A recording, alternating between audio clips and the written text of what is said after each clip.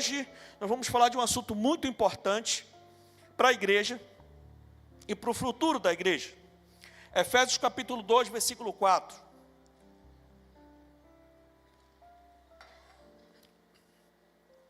Olha o que diz a palavra do Senhor.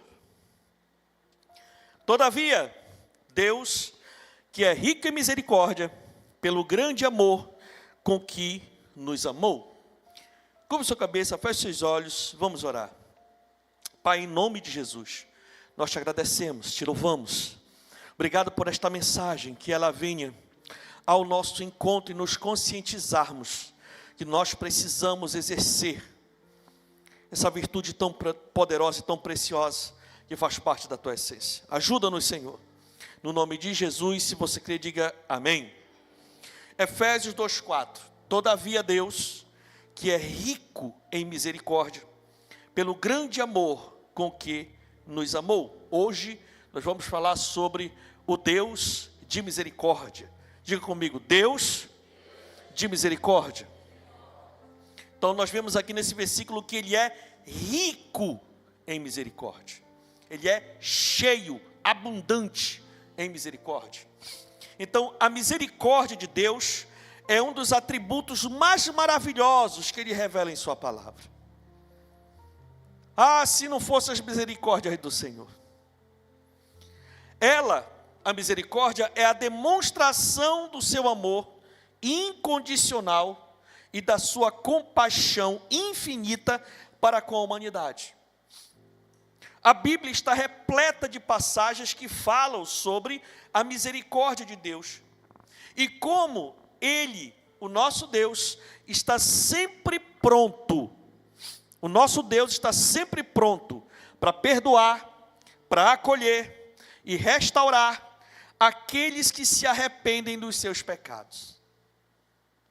Gente, isso é motivo da igreja se alegrar. Viver alegre. Porque nós servimos a um Deus que é cheio de misericórdia. Ele nos ama, Ele ama tanto a humanidade incondicionalmente, que mesmo a humanidade se degradando, se acabando, Ele continua com os braços abertos, esperando qualquer um que queira, através do arrependimento, se achegar a Ele. Por pior coisa que tenha feito contra Ele. Ele sempre está disposto a perdoar, a trabalhar, a restaurar a vida de quem se arrepende dos seus pecados.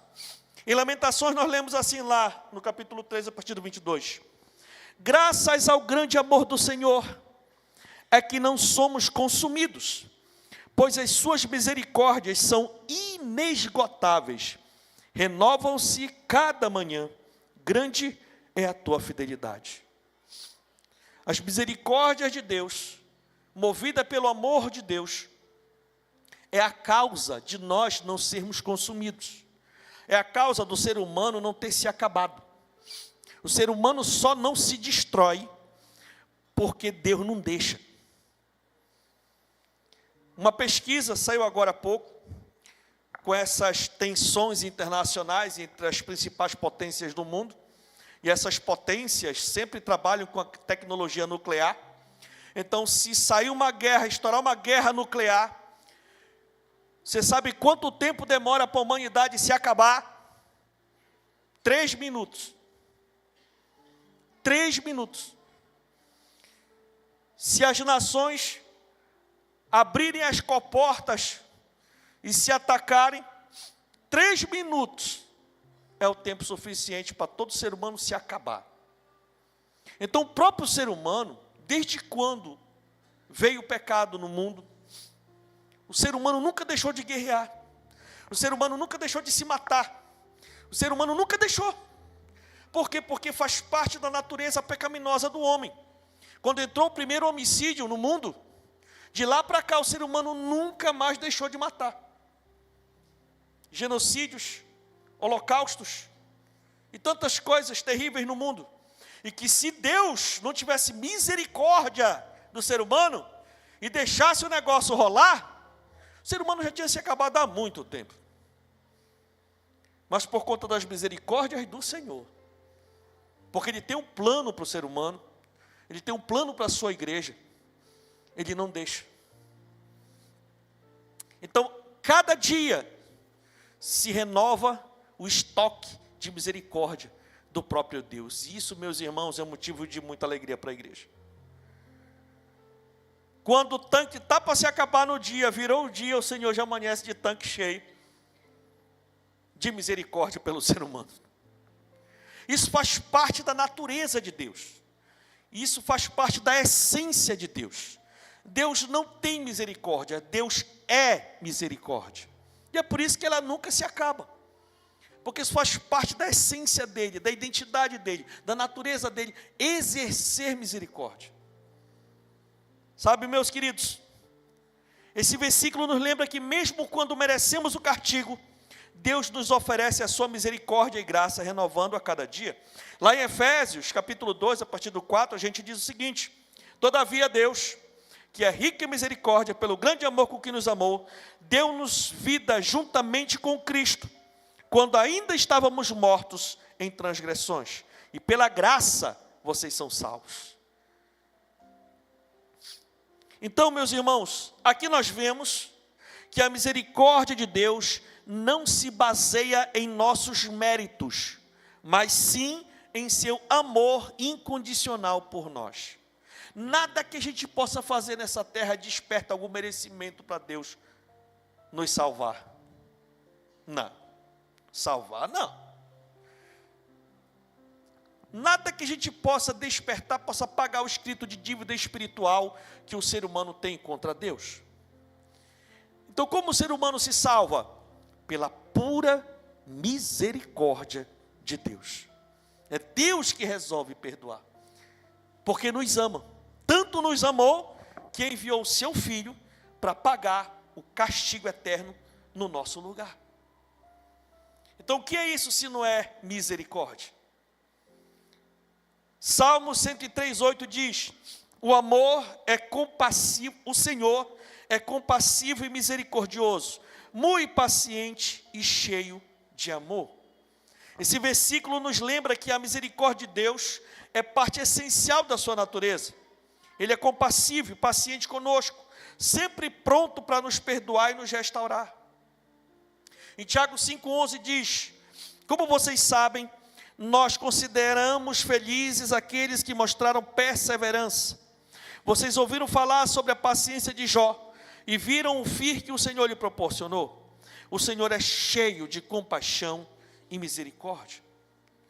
Então a história de Jó nos mostra como a misericórdia de Deus se manifesta, mesmo nas situações mais difíceis. Ele é cheio de compaixão e está sempre pronto para nos socorrer. Então, não temos dúvidas, por tudo que a gente já viu aqui, inclusive na Escritura, de que Deus está sempre disposto e preparado para receber e recuperar a todos aqueles que vivem fora dos seus padrões. A pessoa está jogada no mundo, está vivendo de acordo com as suas consciências e tudo mais, mas o Senhor está aqui sempre disposto, sempre pronto a receber aquela pessoa, independentemente do que ela faz, no que ela acredita. Se a pessoa parar de dizer assim: rapaz, eu vou buscar a Deus de coração, me arrependo e vou buscar, vou me aproximar de Deus, e de estar de braços abertos o tempo todo esperando a pessoa vir. Qualquer pessoa, de qualquer lugar, de qualquer tempo. Esse é o Deus de misericórdia. E ainda mais, Ele está pronto para receber aqueles que nunca o conheceram, mas também Ele está disposto a receber até mesmo aqueles que já andaram nos caminhos de Deus e de repente erram, de repente pecam, de repente caem e se afastam e se desviam dos caminhos do Senhor. Deus também está de braços abertos para essas pessoas. Isso é Deus de misericórdia.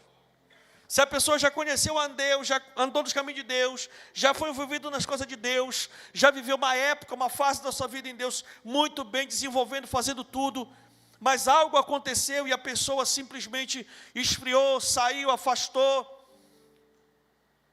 E muitos, infelizmente, caem no engano do diabo, que dizem, não tem mais jeito para mim, não tem mais salvação para mim, eu não tenho como recomeçar mais. Não. O nosso Deus é um Deus de misericórdia. O nosso Deus é um Deus de misericórdia. Amém ou não amém? Então, não tenha dúvidas disso. Você precisa sair daqui entendendo que Deus é rico em misericórdia. E a cada dia Ele nos dá uma oportunidade de nos achegarmos a Ele. Se de repente algo terrível você fez contra Deus hoje, amanhã Ele lhe dá uma outra oportunidade para você se arrepender e voltar para Ele de novo. Assim é o nosso Deus. Amém ou não amém? Deu para entender, gente? Então, esse é o caráter de Deus. Deus é assim. Agora, deixa eu lhe falar aqui. Esse Deus de misericórdia, o Deus de misericórdia, exige que a sua igreja também tenha misericórdia. Esse Deus de misericórdia exige que a sua igreja também tenha misericórdia. E é aqui que eu quero entrar. Aí, para a gente poder entender melhor esse sistema, eu quero me arremeter a uma passagem muito interessante, envolvendo o Senhor Jesus, está lá em Mateus 9, a partir do 10. Estando Jesus em casa, foram comer com ele e seus discípulos muitos publicanos e pecadores. Vendo isso, os fariseus perguntaram aos discípulos dele, por que o mestre de vocês come com publicanos e pecadores?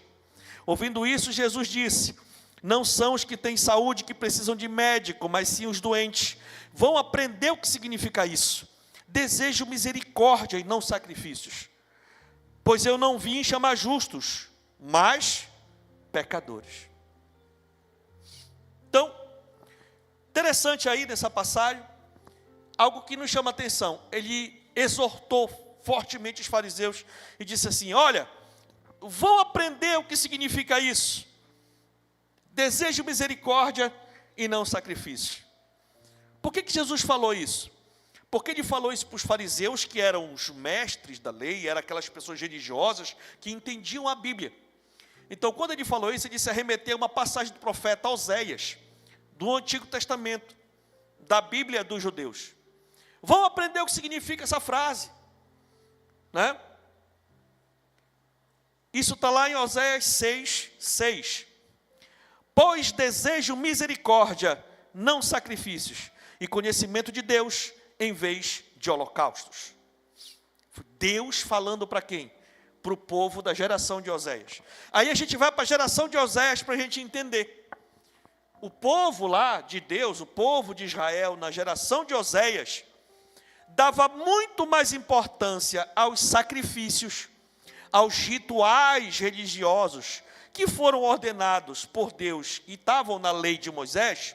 Eles davam mais importância para os rituais, para a liturgia, para os sacrifícios, para os holocaustos, do que por algo que a própria lei dizia que o povo tinha que ter, que era a misericórdia, a justiça, o amor e o perdão. Então as pessoas, no tempo de Oséias, se colocavam absurdamente religiosas. Então elas não abriam mão de oferecer sacrifícios, de oferecer os holocaustos, de cumprir todo o regramento religioso, mas as pessoas eram más. As pessoas não se perdoavam, as pessoas não exerciam misericórdia, as pessoas eram discriminatórias umas com as outras. O povo da geração de Oséias vivia se degladiando, não se perdoavam. Qualquer crime que pudesse entrava com a lei e era apedrejado, e era sentenciado, e era condenado.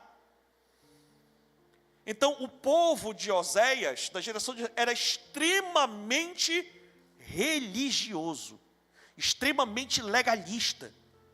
Não exercia o amor, não exercia a misericórdia, não exercia uma segunda chance, não perdoava ninguém. Era olho por olho, dente por dente e acabou. E aí, Deus começou a exortar esse povo, através dos profetas. Começou a dizer para eles, sempre dizendo, se arrependam disso, vocês estão ficando muito maus, vocês se perseguem, vocês se matam, vocês se prendem, vocês se torturam, para com isso. E eles não pararam, não deram ouvido para os profetas. Quando chegou na geração de Oséias, veio a calamidade. E você sabe no Antigo Testamento, o povo desobedecia, a consequência da desobediência era o quê? Guerra, fome e doença. Então a geração de Oséias passou por uma terrível crise. E foi nessa hora que o povo começou a clamar, e o profeta respondeu através de Deus: se arrependam, eu quero misericórdia e não sacrifício. O povo começou a levar muita coisa sacrificando, e Deus respondeu através do profeta. Não é falta de sacrifício, é falta de misericórdia. Não é falta de holocausto, não é falta de ritual, é falta de perdão. Vocês precisam se perdoar. Então o povo estava mal, sabe? Então, meus irmãos, o fato é que a misericórdia deve ser superior aos sacrifícios. Caso contrário, o Senhor rejeitará o sacrifício. Um sacrifício sem misericórdia, o Senhor não aceita. Olha lá, Miqueias 6, a partir do 7, diz assim: ficaria o Senhor satisfeito com milhares de carneiros, com 10.000 ribeiros de azeite? Devo oferecer o meu filho mais velho por causa da minha transgressão, o fruto do meu corpo por causa do meu próprio pecado? Ele mostrou a você, ó homem, o que é bom e o que o Senhor exige. Pratique a justiça, ame a fidelidade e ande humildemente com o seu Deus. Então existem valores que estão acima da religião. Amém, meus irmãos? Você está me entendendo? A religião, quando ela é sadia, ela é boa, porque ela doutrina a gente fica com hábitos religiosos muito bons.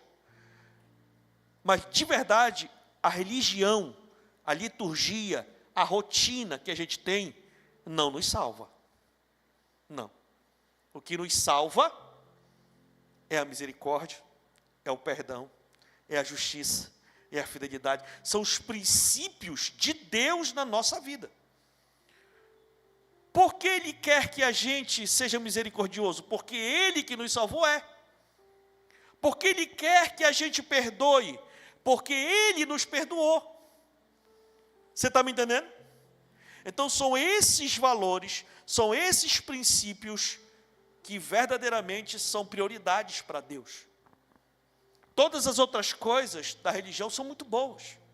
É muito bom a gente todo domingo ser muito fiel na igreja. E eu encorajo você a ser fiel, sim. Então é muito bom a gente praticar os hábitos religiosos. É muito bom. Quando eles nos aproximam de Deus, é muito bom. Mas não se engane. Não adianta você vir religiosamente todo dia no culto e chegar em casa, já está com mais de 2, 3 meses de mal com o pai, de mal com mãe, brigado com todo mundo, coração amargurado, preso pela mágoa. Você está entendendo o que eu estou falando, sim ou não, meu irmão? Então existem coisas que estão acima de outras. É uma questão de prioridade. Amém ou não amém? Então hoje o Senhor está nos colocando para essa questão da prioridade. Então, voltando para Jesus, lá na ocasião, Jesus vem, lembra aos fariseus que a misericórdia é superior aos sacrifícios e os rituais religiosos, e valida aos seus discípulos esse princípio, né, que precisa continuar na nova aliança, quando ele fala: não são os que têm saúde que precisam de médico, e sim os doentes. Nesse momento, o Senhor valida aquilo que está na antiga aliança. Na antiga aliança o povo tinha que ser misericordioso? Sim. Aqui, Jesus diz: nós precisamos ter misericórdia com aqueles que estão precisando de misericórdia, com aqueles que estão doentes espiritualmente, com aqueles que não estão bem espiritualmente. Aqueles que se acham bem precisam olhar com misericórdia para aqueles que não estão tão bem. É isso que ele está falando. Então ele valida, é bem aqui que ele valida. O princípio da antiga aliança passa para a nova aliança. Então nós precisamos entender isso. Sabe, meus irmãos, vão aprender o que significa isso. Desejo misericórdia e não sacrifício, pois eu não vim chamar justos, mas pecadores. Ele não veio chamar aquele que se acha que está bem. Ele veio chamar aquele que precisa e reconhece que precisa ficar bem. O interessante é que ele falou para os seus discípulos muitas coisas, e muitas delas embutida a misericórdia. E lembrando que dentro dos discípulos está embutida toda a igreja do Senhor. Estava neles. Então Jesus disse assim, por exemplo, lá em Mateus 5,7: bem-aventurados os misericordiosos, pois obterão misericórdia. Quando a gente usa de misericórdia com alguém, no dia que a gente precisar de misericórdia, a gente recebe também. Porque a gente semeou, a gente vai colher. Lucas 6, a partir do 36, Jesus disse assim: sejam misericordiosos, assim como o Pai de vocês é misericordioso. Então aqui fecha o que a gente está falando. Jesus deixou claro que nós devemos, a igreja deve exercer misericórdia, porque Deus é misericordioso, que é o nosso Pai. Não julguem, vocês não serão julgados. Não condenem e não serão condenados. Perdoem e serão perdoados. Então, desta feita, fica claro que a igreja do Senhor Jesus tem o dever de exercer misericórdia. Diga-se comigo: eu tenho o dever de ser misericordioso. É um dever da igreja, é o dever do cristão exercer misericórdia. Agora, a pergunta é: a quem a igreja deve exercer misericórdia, pastor? Em primeiro lugar, aos seus irmãos. Irmãos na fé. Em primeiro lugar, dentro da igreja local. Escute só. Olha o contexto da passagem de Jesus. Bom, qual era o contexto? Jesus era judeu, sim ou não? Sim ou não? Sim. Os discípulos dele eram judeus, sim ou não? Os pecadores e publicanos eram judeus, sim ou não? Sim. Era tudo irmão. E os fariseus eram judeus, sim ou não? Sim. Todo mundo era judeu, todo mundo era do mesmo povo, todo mundo era da mesma fé.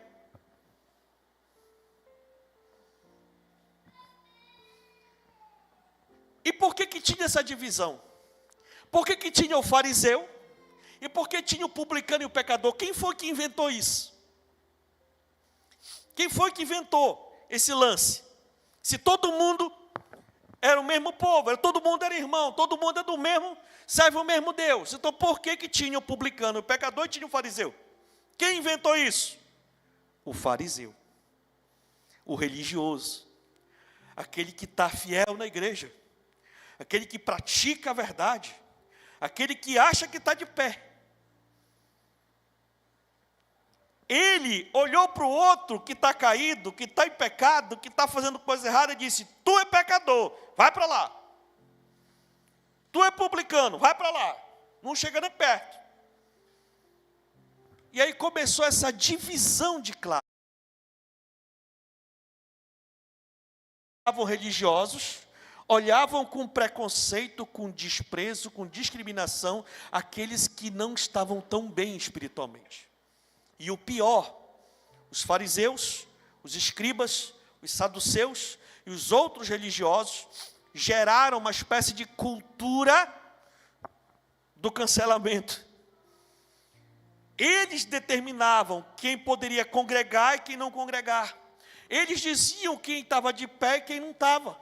Eles diziam quem era fiel e quem não era. E aquele que não era, era o quê? Isolado, desprezado, ficado para lá. Então, meus irmãos, chegou um ponto que os fariseus não davam nenhuma chance para os pecadores recomeçar. eles mesmos se sentiam condenados. E era o que acontecia. Então, de repente, aquele monte de pecador que estava ali, de repente tinha 10 publicanos, 10 pecadores ali, de repente no meio dele tinha uns 5 que diziam assim: rapaz, se esse pessoal me desse uma chance de eu me arrepender, eu tinha coragem de voltar e recomeçar a minha vida com Deus de novo. Mas eles não deixam. Eles não deixam entrar na sinagoga, eles não deixam entrar no templo, eles não deixam recomeçar, eles não deixam. Então estava assim o negócio. De repente Jesus entra e começa a ir aonde? Onde está essa turma? Começa a estar com eles, sentar com eles, cear com eles. E nessa ceia, o que Jesus está fazendo? Evangelizando. Está dizendo: olha, Deus, o seu Deus, o Deus de Abraão, de Isaac, de Jacó e de Moisés, o Deus, o seu Deus, Ele é rico em misericórdia. Se tu te arrepender, Ele te aceita.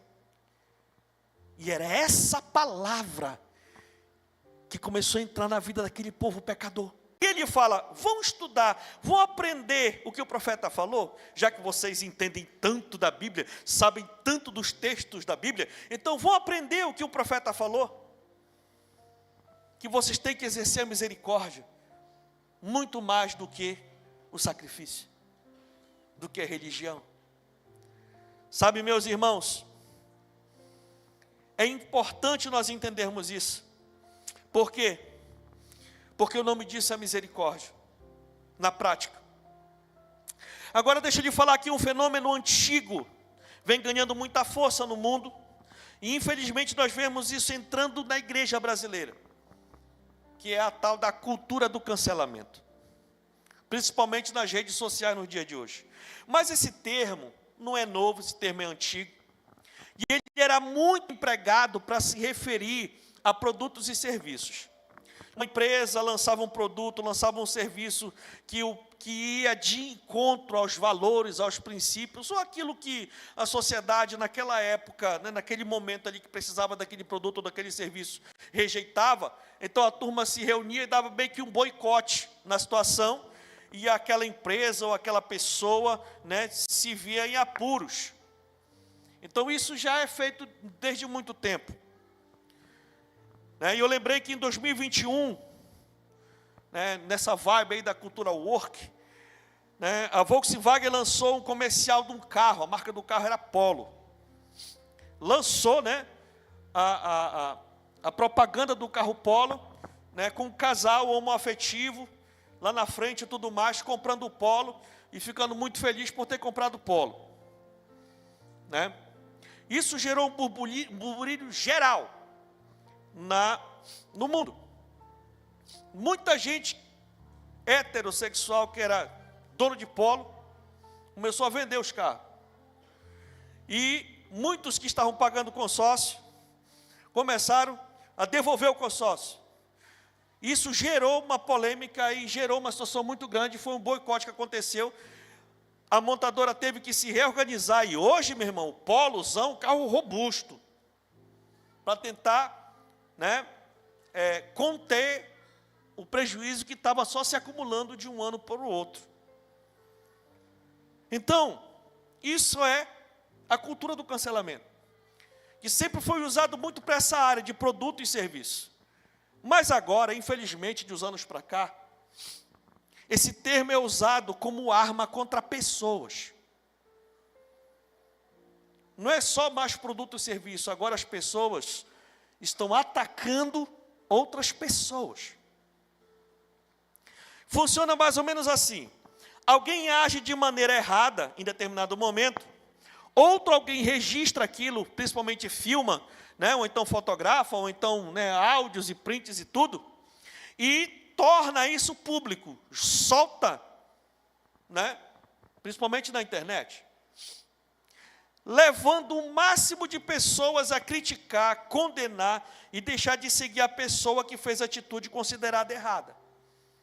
Então hoje está assim, todo mundo está sendo vigiado por todo mundo está sendo registrado por todo mundo está sendo filmado por todo mundo, E quando tem um comportamento, uma atitude, uma palavra, alguma coisa errada, dependendo de quem for e do assunto que for, aquilo ali é usado como arma para condenar aquela pessoa. Então, assim, a pessoa que errou é rechaçada sem misericórdia. E dependendo da pessoa, da situação que a pessoa fez ou se envolveu, o cancelamento só acaba quando a pessoa se acaba. Ou quando ela morre. Porque muitos não aguentam e tiram a vida mesmo. É assim que está acontecendo aí, no mundão afora. Olhando para esse comportamento, a questão é que esse tipo de julgamento não é justo. Porque quem é que julga? São pessoas que talvez erram até muito mais do que o erro que aquela pessoa errou. E ele é julgado pelo crime cristão sem piedade. Então o problema é o juiz do cancelamento, que geralmente são tão ruins ou falhos como aqueles a quem estão julgando e cancelando. E talvez seus erros sejam diferentes ou menos evidentes, porque não foram expostos, mas certamente tem. Por quê? Porque a Bíblia fala, né, em Romanos 3,10, como está escrito: não há nenhum justo, nenhum sequer. Romanos 3,23 diz: pois todos, por quem obedece toda a lei, mas tropeça em apenas um ponto, torna-se culpado de quebrar toda a lei, inteiramente.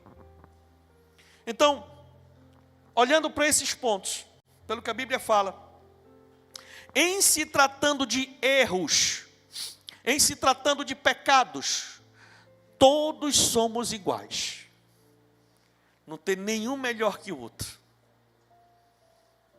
Todos erram, todos pecam, todos falham em algum momento da sua existência. É por isso que o julgamento não é justo. Mas infelizmente o espírito de engano vem e as pessoas se revestem de uma autoridade tal que julgam até temas que exigem um grau de conhecimento muito profundo. Hoje as pessoas estão dando opinião sobre tudo. E não só dando opiniões, mas influenciando as pessoas a compartilharem das suas opiniões e torná-las como verdade. Esse é o problema. Sabe, meus irmãos, todos nós, diante de Deus, nessa área, somos nivelados para baixo, porque todos nós somos culpados, dignos de sermos cancelados pelo único que é justo e tem o direito de cancelar alguém, que é Deus. E você quer saber de uma coisa? Deus não julga o ser humano. Hoje não. Um dia Ele vai julgar. Mas hoje, Ele não está julgando ninguém. Ele está só orientando: olha, tu tem que ir por aqui. Se tu quiser ir por aqui, vai. Mas olha, eu te aconselho ir por aqui. Vai chegar um dia que Ele vai julgar todo mundo. E depois que Ele vem para julgar, já era. Mas agora, Ele é o Deus de misericórdia. Agora Ele está de braços abertos. Vai chegar um dia que Ele vai cruzar o braço, botar a toga de juiz e vir para julgar. Mas Ele não julga ninguém até hoje. Ele que tem toda a autoridade para julgar, não julga. Vai chegar o dia que Ele vai julgar. Né? Isso é tão certo, porque Ele já executou juízo algumas vezes. E quando Ele executa juízo, ninguém escapa da mão dEle. Eu lhe pergunto: tem salvação para o diabo e seus demônios? Não.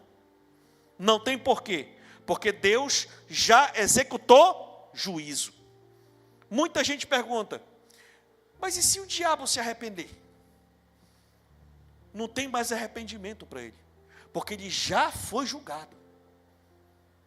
Já foi sentenciado.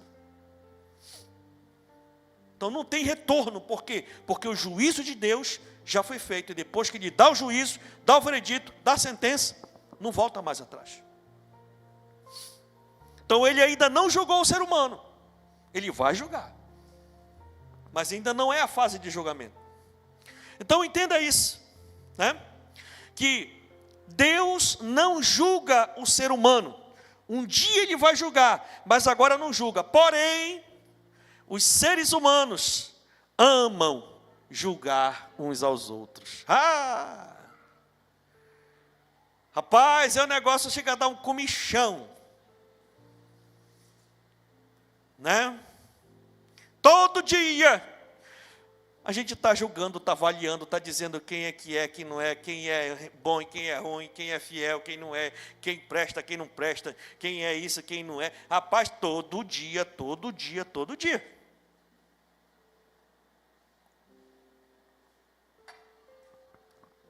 E olha, o problema não é julgar. Não. A Bíblia diz que nós devemos fazer julgamento justo. Então não é julgar. O problema é julgar e sentenciar. É você dar o veredito. É você se colocar na posição de alguém e dizer assim: tu é pecador e tu não merece mais uma segunda chance. Esse é o problema. Falar, meu irmão, falar e te fala. Julgar e te julga. E aí, às vezes chegam comigo: pastor, eu estou muito chateado, muito triste, porque estão falando de mim na igreja. Aí eu: meu irmão, seja bem-vindo, toca aqui na minha mão. Todo dia falo de mim. Todo dia me julgo. Todo dia lhe julgam também. Ou você pensa o quê? Só porque você ficou sabendo de uma? Mas por trás dessa uma tem mais 100. Então o problema não é julgar. Você está me entendendo, amém ou não amém? O problema é você sentenciar. É você cancelar. É você rotular a pessoa. Esse é o problema. Sabe, meus irmãos? É muito forte, por quê? Porque muitas vezes, se você ficar fazendo isso, você rotula as pessoas e ao ponto de que nada que aquela pessoa possa fazer vai dar o direito dela recomeçar. E a gente tem que tomar muito cuidado com isso. Isso, irmão, tá no mundo e é do mundo. Agora, quando isso entra na igreja, isso aí é um problema. E um problemão. Hoje, principalmente nas redes sociais, esse fenômeno tem ganhado muita força no meio gospel, causando muito burburinho. E muitos crentes vão entrando na onda, curtindo, comentando, compartilhando, ou seja, julgando e sentenciando as palavras, o comportamento, as ações de celebridades evangélicas. E o que está na cabeça? A liderança da igreja, né? Esse povo todo aí vão em cima da liderança da igreja. Líderes, pastores, profetas, apóstolos, essa turma dessa liderança da igreja e os cantores. Essa turma aí está tá no top 1 ali. Existem, meus irmãos, sites, canais, blogs, especialistas nesse tipo de notícia. Notícia. Né? Eles avaliam, julgam, criticam, sentenciam pessoas, sentenciam líderes. Eles dizem que quem é anticristo, quem não é, quem é falso profeta, quem não é. Aí o crente vai lá: é verdade, ele é falso profeta, é não sei o quê. Não conhece nada, não sabe da pessoa, só está vendo o negócio ali. Aí já pega, já vai compartilhando. Olhe, tome cuidado. Estou lhe dizendo. Então, vão sentenciando pessoas, líderes, igrejas. Olha, essa igreja fulana de tal, isso daqui é a porta larga. É verdade, não sei o que, essa aqui é porta estreita. Não... Rapaz, e fica esse negócio. O problema, meus irmãos, é que esse tipo de cultura gera uma igreja sem misericórdia. Esse é o problema. Quando o crente se acostuma a julgar e sentenciar, ele vai perdendo a sensibilidade de ser uma pessoa misericordiosa, de dar pelo menos o benefício da dúvida da pessoa. Já diz e vai acompanhando, como a manada. Então, a cultura gera uma igreja sem misericórdia, ao ponto dos crentes, ao ponto da igreja celebrar quem cai. Né? Bomba, pastor foi pego, não sei com quem. Olha, rapaz, caiu mais um. Olha, tu não sabe da melhor. O povo começa a se alegrar com quem cai, com quem toma, com quem erra, com quem caiu em tentação. Rapaz, e aí, olha, a igreja é em cima.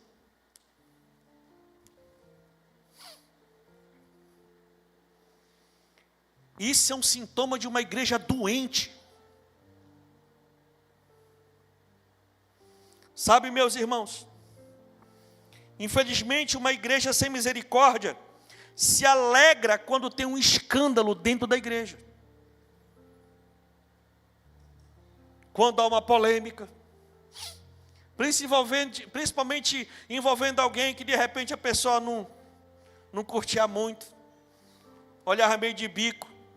Tá vendo? Eu sabia que aquilo era só fachada, tua capa caiu.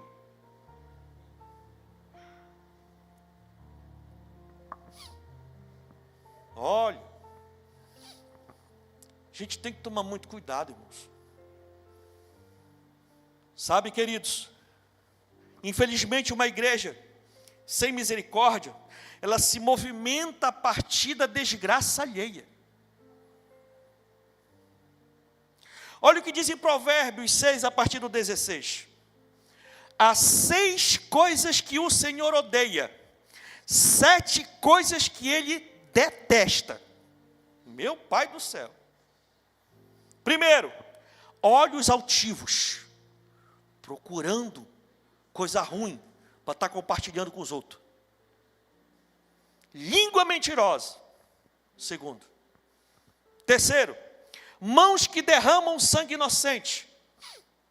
4, coração que traça plano perverso. 5, pés que se apressam para fazer o mal. 6, a testemunha falsa que espalha mentiras. E 7, aquele que provoca discórdia entre os irmãos. Entre os irmãos, no meio da igreja. Aí, meus irmãos, se a gente for parar aqui, a gente tem muita coisa para falar. Mas um exemplo bem claro aqui, para você entender dessa turma assim de nível internacional, é o do Rinaldo Pereira. O Rinaldo Pereira foi o apóstolo Rina. O apóstolo Rina foi o fundador da igreja Bola de Neve. O fundador da igreja Bola de Neve, em novembro de 2024, ele faleceu em um acidente de moto no interior de São Paulo. Nos últimos 5 anos para cá, ele vinha numa série de situações envolvendo crises familiares, envolvendo crises ministeriais, e apareceu alguns vídeos de reuniões. Ele parece que estava, né, ele foi acusado de abuso religioso. Né, teve alguns vídeos que foram espalhados também, né, de maus tratos com a esposa, crise dentro da família, aquela coisa toda. Então isso foi exposto e o povo do cancelamento entrou firme na vida deste homem. E ele foi saindo, saiu tudo, entregou o ministério, entregou tudo, foi entregando tudo, não sei o quê, e foi, até que numa ida, que ele tinha esses motoclubes de moto, foi, e morreu no acidente. E quando ele morreu, aí que o pessoal bateu mesmo, tá vendo? Deus pesou a mão. Olha aí, né? Se alegrou na morte do homem.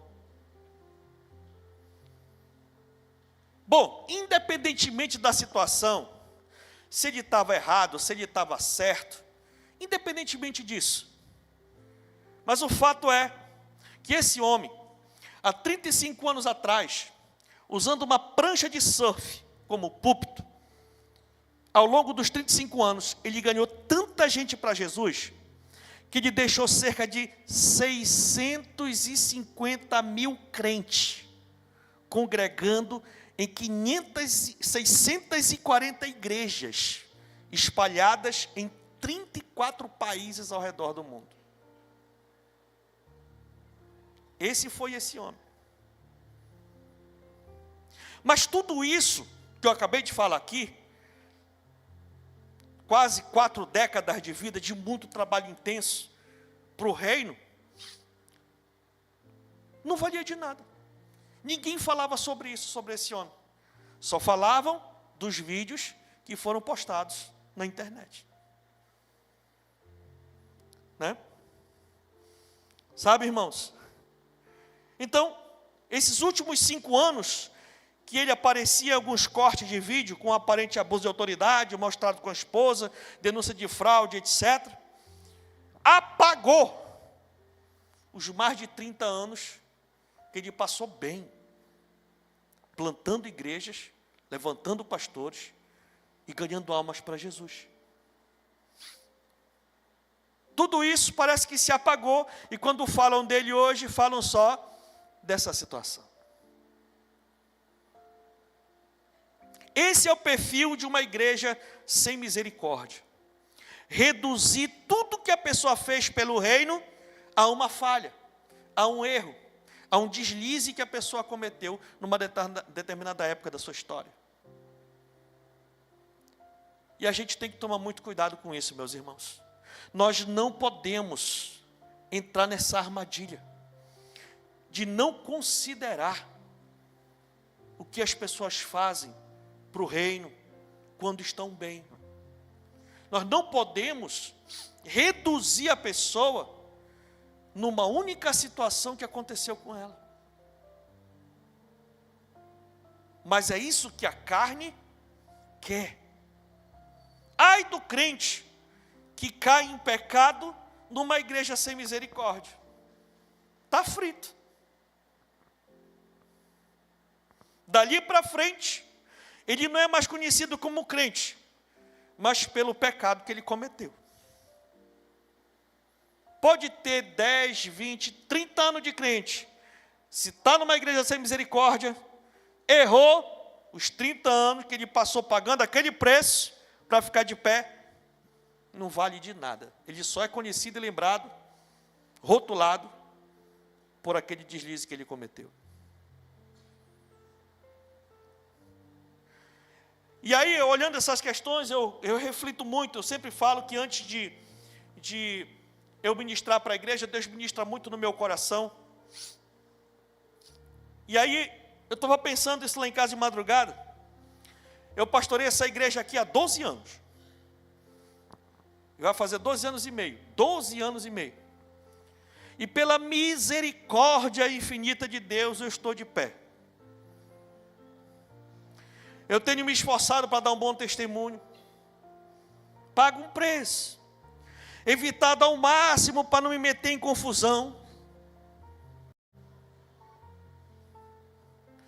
Nem levantar suspeita. Falei de manhã que um dia a gente fez algumas conferências do MD aqui na rua. A gente estava aqui, juntando aqui, né, limpando tudo aqui, que tinha muito mato, muita coisa, limpamos aqui, limpamos do outro lado, preparando tudo, encher a savana, que era uma caminhonete que a gente tinha antes, né, de entulho e tudo. Aí peguei o Eduardo, o Adriano e o Leandro, a gente colocou, né, a gente foi para lá, pro lixão, jogar o lixo para lá, o entulho para lá. Aí já era mais 11h30 para meia-noite, a gente estava, né, na lida para preparar tudo. Aí eu desci, quando eu peguei a principal, que eu olho, um carro veio atrás de mim, não tinha asfalto nem nada, e não tinha mais nada para lá também, né? E aí a gente foi, e aquele carro vindo, quando eu cheguei lá perto para dobrar lá na estância, lá naquele canto da estância do Alzier, eu dobrei assim, o carro passou na minha frente e me fechou. Tchá, eu parei o carro rápido assim. Aí o irmão saiu de lá de dentro, eita, aí pastor, não sei o que, e meteu a cara lá dentro, e olhando tudo, para ver se não tinha mulher dentro do carro.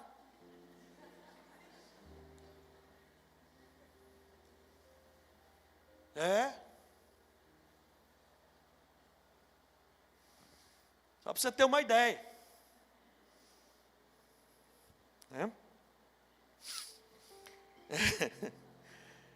Então a gente tem pago um preço para não cair em armadilhas e ciladas do diabo e de pessoas que querem ver a minha queda só para ter o prazer de dizer: está vendo?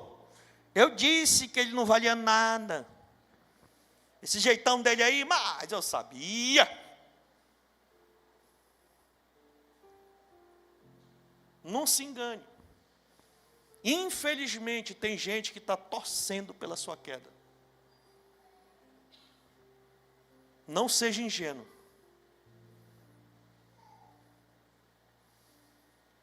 A nossa luta não é contra essas pessoas, mas elas torcem pela nossa queda. Entenda isso. Um dia eu estava lá em casa, mensagem no WhatsApp. Quando eu olho, oi. E eu olhei assim, número diferente, cliquei. Apareceu lá o Jerônimo. Mulherona, disse: ah. Eu olhei aí, tudo bem? Eu fiquei olhando e disse: mas Satanás. Eu disse: peraí, que eu também tenho os brinquedinhos no meu celular, peguei, liguei lá e tudo mais, digo: vou procurar o IP deste negócio. E aí eu provoquei uma conversa. Oi, como é que você está? Não sei o que. Não, eu estou bem, tudo mais e tal, não sei o que, tal. E aí, que tal a gente dar uma saída hoje, não sei o que e tal. Eu digo: não posso sair, porque eu sou casado, não tem problema nenhum, tal. E tudo mais e tal. Eu sou pastor da Igreja da Paz e tudo. Não, eu sei que você é pastor e tal, mas fica só entre nós dois, não sei o que, a gente pode sair e tal. E foi conversando, aí, deu no bairro. Pô, digo: rapaz, daqui. Peguei, entrei no carro e fui conversando, né? E o scanner passando. E eu fui. Quando deu na rua, eu disse: opa! E fui. Quando eu encostei, era um irmão na calçada, sentado na cadeira, conversando comigo, marcando encontro comigo, à noite.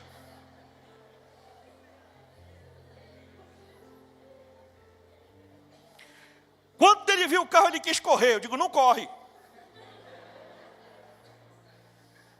Tu vai para a delegacia comigo agora. Não, pastor, pelo amor de Deus, tu vai agora, bora. Entra. E nós fomos para a delegacia.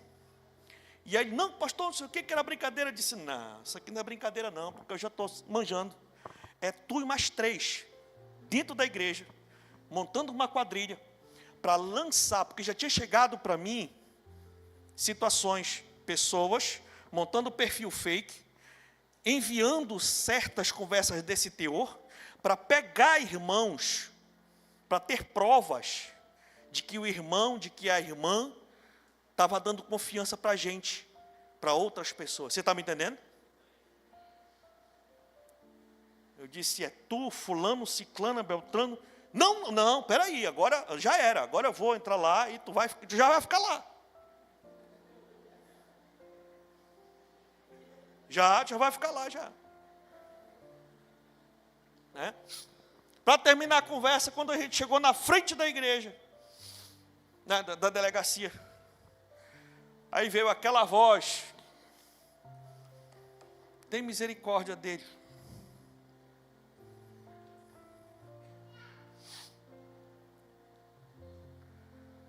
E foi o que eu fiz. Mas não deixei de fazer todo o procedimento. Registrei tudo, está tudo registradinho, tudo bonitinho. Eu disse: está aqui, ó. Eu não vou seguir. O delegado perguntou se o senhor vai. Diga: eu vou pensar um pouco. Tá bom então. É só, beleza. Está aqui. É só você continuar. Se eu ficar ao menos sabendo, eu vou dar entrada no processo e vocês vão ver só.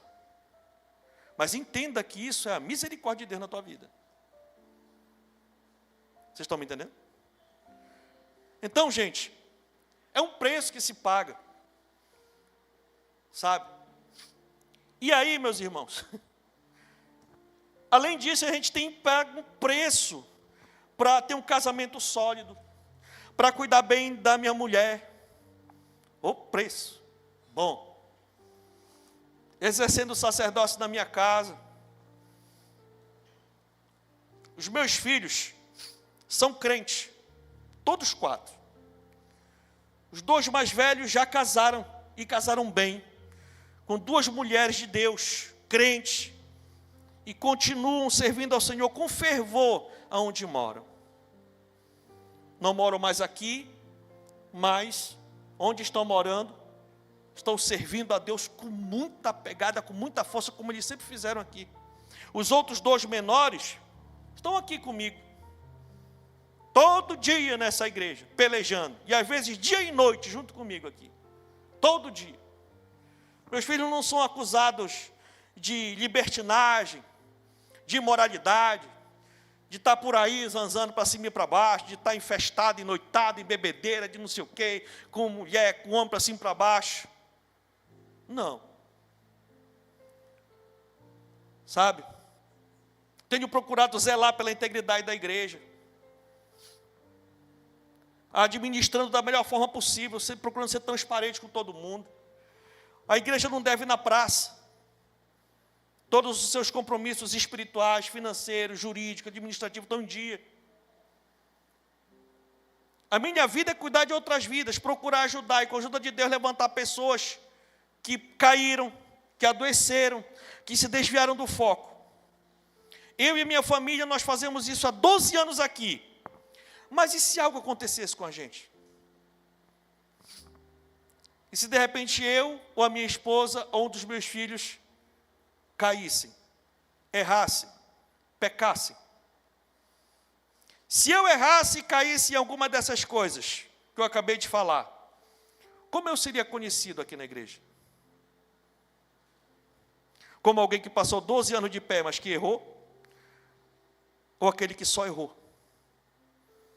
E os 12 anos de sacrifício e preço e tudo não valeram de nada?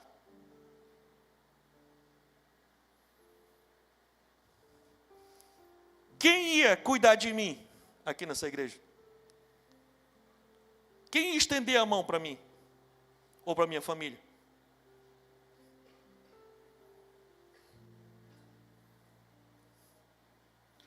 Será que a igreja ia ter misericórdia de mim?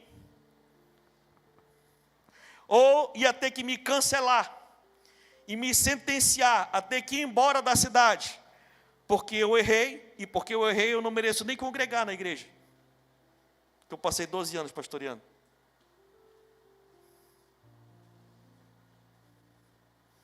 É sobre isso que estamos falando hoje. É sobre misericórdia. O interessante é que para julgar e sentenciar alguém, o nosso coração, nossa carne é altiva. Mas quando é com a gente quer que todo mundo nos entenda e todo mundo tenha misericórdia de nós. Não, mas a tendência é a gente ser muito rígido com os outros e muito flexível com a gente. Não, todo mundo tem que entender. Eu estava passando numa situação ruim, eu não estava bem, não sabe tudo, foi um deslize. As pessoas têm que me perdoar, as pessoas têm que me amar. Mas quando é a minha vez de exercer misericórdia, não, porque não é, você é pastor, não tem que fazer isso, que e tal.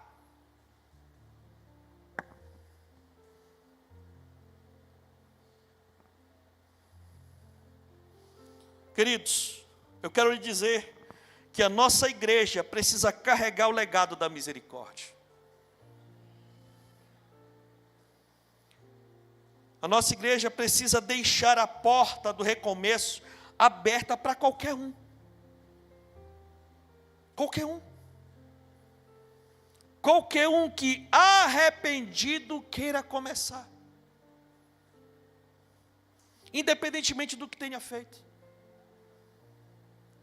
Esse é o papel da igreja, usar de misericórdia. Eu não estou falando daquele que não se arrepende. Eu estou falando daquele que se arrepende. Passou o tempo, errou, saiu da igreja, saiu atirando, saiu falando de todo mundo, aprontando e tudo. mas depois o tempo passou, a pessoa caiu em si, está sofrendo, está amargurado, quer voltar, mas tem vergonha, não sabe por onde recomeçar, acha que as pessoas vão ser que nem os fariseus, que não vão dar oportunidade, vão deixar a pessoa longe. Aí essa pessoa não chega de volta. Nós precisamos exercer a misericórdia. Eu não estou falando aqui da gente passar a mão por cima do erro dos outros, nem concordar com o pecado, nem nada disso. Eu estou falando aqui da pessoa que quer realmente recomeçar.